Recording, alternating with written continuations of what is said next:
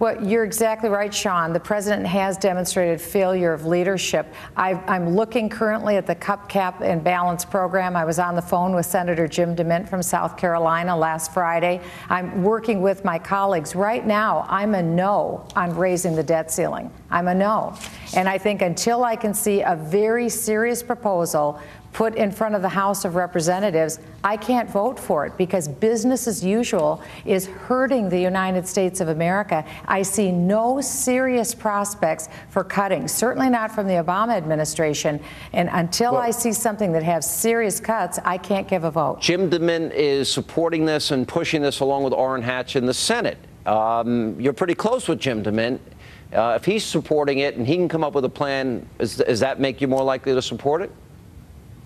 Well, like I said, I'm very seriously considering the cut, cap, and balance proposal. And like I do with everything, I need to thoroughly understand it before I give my assent. But I had a wonderful conversation. You see, Congresswoman, that's not the way it works. You got to pass the bill to find out what's in the bill.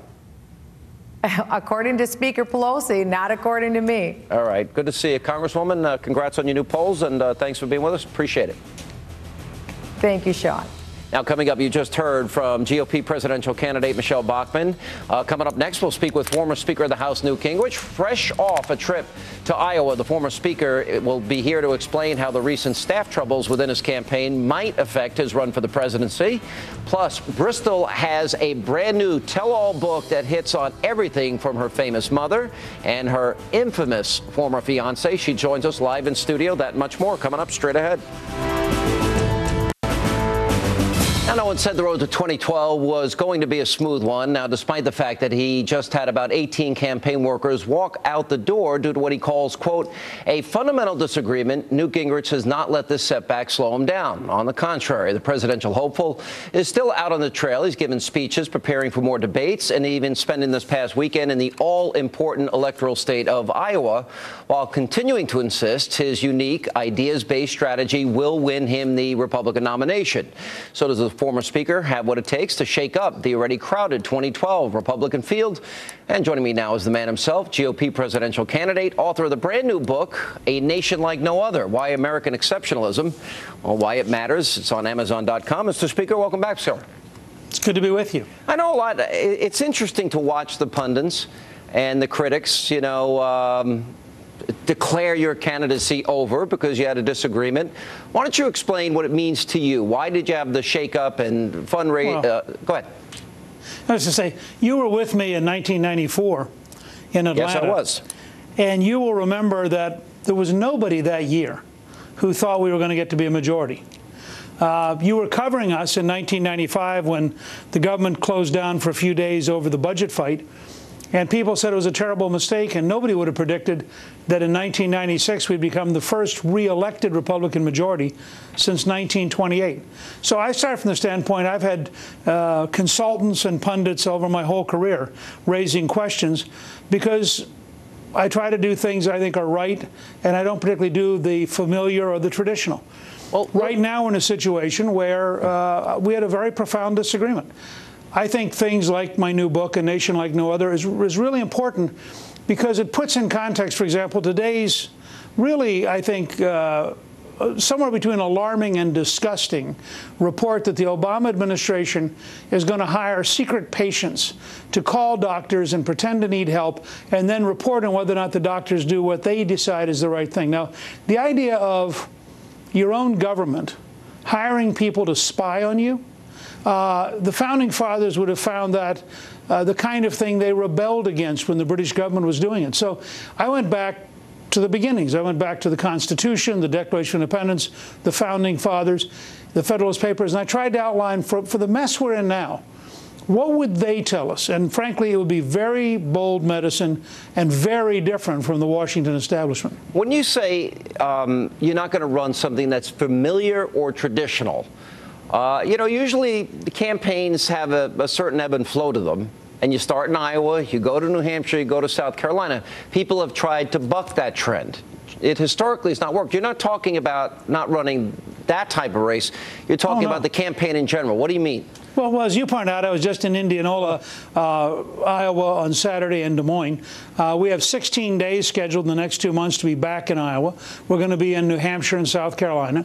But it's a question and part of what do you do. For example, I want to focus on brain science, which has effect on Alzheimer's, Parkinson's, autism, mental health, because I've been studying it. I co-chaired with former Democratic Senator Bob Kerrey from Nebraska a 3-year study on what could be done to help people. Now, that's not what you think of as a normal political topic, but when you realize that Alzheimer's is a greater threat than cancer for people over 55, that it affects 5.5 million Americans right now, millions more to come. Having a candidate for president who's willing to take time to look at something which affects humans that basically is very different from the normal negative ad, 30-second commercial approach to politics. Cap, cut, and balance. Now, we're about to hit this debt ceiling. And by every measure, you got the IMF report, China's going to surpass our economy. You've got our AAA bond rating in jeopardy. And so Senator DeMint, Senator Hatch, others, Republican leadership, they're all saying we got to cut spending now, we got to cap spending, 2/3 majority to raise taxes, and a balanced budget amendment. You support all those things? Absolutely. I just signed the pledge today for cap, cut, and spend, and balance the budget, rather, cap, cut, and balance. And frankly, it's a lot of what we tried to do in the 1990s when we balanced the budget for 4 straight years. I absolutely believe that the Republicans should not agree to any kind of debt ceiling that isn't matched by spending cuts. They shouldn't give the president a penny more than he will agree to spending cuts. And I applauded the Republican Majority Leader, Eric Cantor, walking out when the Democrats insisted on tax increases. You don't raise taxes in a recession and kill even more jobs. The Obama depression is bad enough without making it worse. And I hope the Republicans in the House and Senate are going to stick to their principles and stare the president down. The president has as big an obligation to solve this as anybody in Washington, and I think that he needs to come to the table and be prepared to accept a spending cut, no tax increase solution. What are your plans? How do you want to, again, going back to your words, it's not going to be a traditional campaign or a familiar campaign.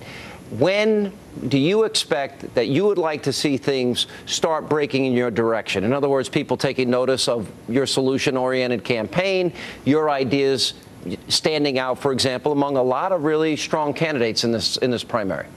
Well, I think the elite media, which has written me off for about a month, sometime around September 10th or 15th, when I'm still campaigning, when I'm still making strong speeches. As you know, 2 weeks ago, I outlined 9 major changes as it relates to Israel and the Middle East. On Wednesday of last week at the Atlanta Press Club, I announced why we should repeal the Dodd-Frank bill, why we should audit the Federal Reserve, why we should eliminate the Jimmy Carter era requirement for the Federal Reserve to focus on both employment and money and go back to focusing on a sound dollar, and why we should take all the banking functions out of the Federal Reserve and put them in the Treasury. Those are pretty substantive speeches.